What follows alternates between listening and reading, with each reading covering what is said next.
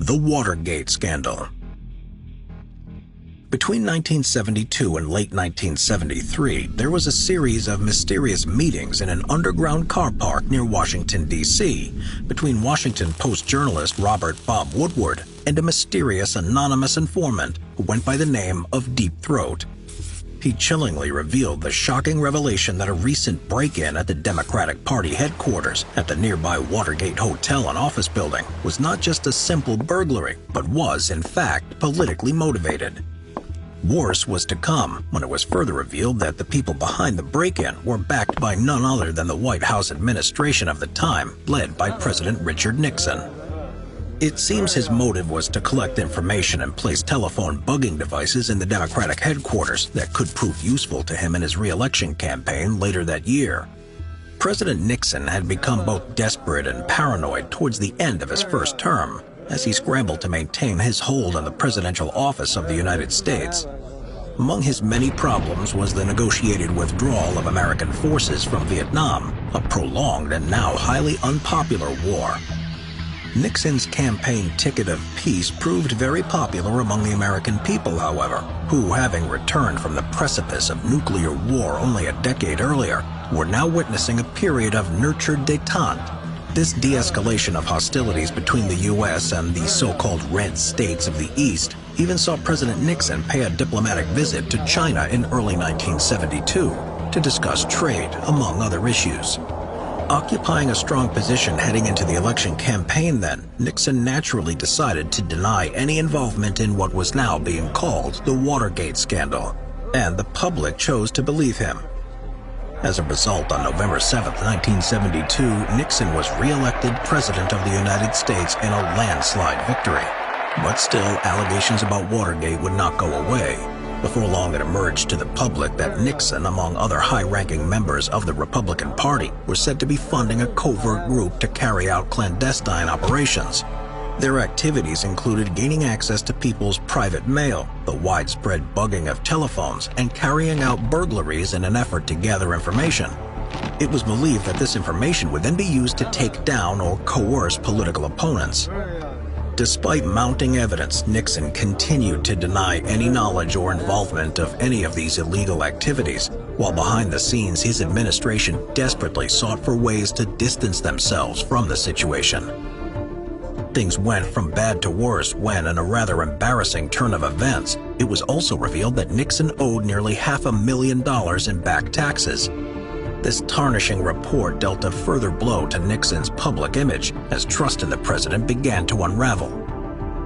Throughout 1973, pressure was also piled on the presidency in the form of the Senate Watergate Committee, a special branch established by the Senate to investigate the Watergate break-in and any other activities of espionage associated with the 1972 election campaign.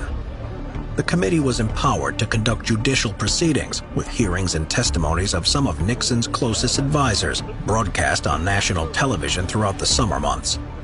It was during these Watergate hearings that one of the most pivotal moments of the investigation occurred.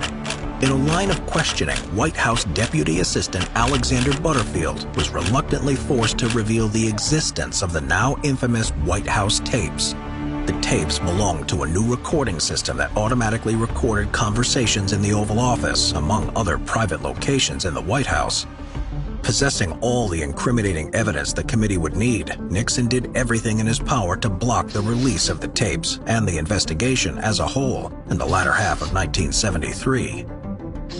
When subpoenaed under the initiative of Special Prosecutor Archibald Cox, Nixon refused to release the tapes, invoking his presidential right of executive privilege. When Cox refused to back down and continued his push to expose the president, Nixon ordered his Attorney General Elliot Richardson to fire the troublesome prosecutor. Both Richardson and Deputy Attorney General William Ruckelshaus refused to comply, electing to resign in protest instead. While Cox was eventually removed by Solicitor General Robert Bork, his exit alongside that of two of the nation's leading legal figures infamously became known as the Saturday Night Massacre.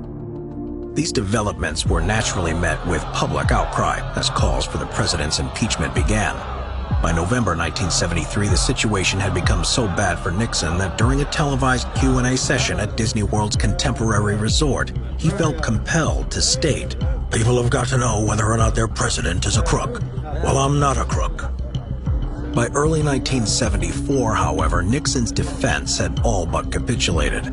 In March, a number of the president's closest aides and advisors were formally charged on different accounts of perjury, obstruction of justice, and conspiracy. In a last-ditch effort, the administration agreed to release an edited version of the transcripts made from the White House tapes. While the contents of the transcripts effectively swept away the last remnants of support for Nixon, investigators nevertheless pushed the issue further, seeking the complete release of the audio tapes. In July, Nixon was defeated in a Supreme Court ruling, and the White House tapes were released to the public. The unedited tapes conclusively tied President Nixon to the Watergate break-in and the further operations of espionage that surrounded the 1972 election campaign. Finally, with the Republican Party washing their hands of the situation on August 9, 1974, Richard Nixon resigned from the presidency rather than be removed from office. Nixon then retired from politics in disgrace, his reputation in ruins.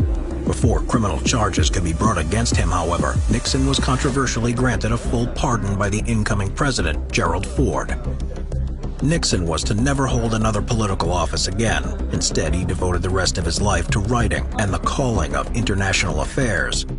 In this period, he undertook many trips abroad to visit various national governments. Famously, in 1977, Nixon conducted a revealing interview with British journalist David Frost, in which the former president attempted to explain his case to the American people.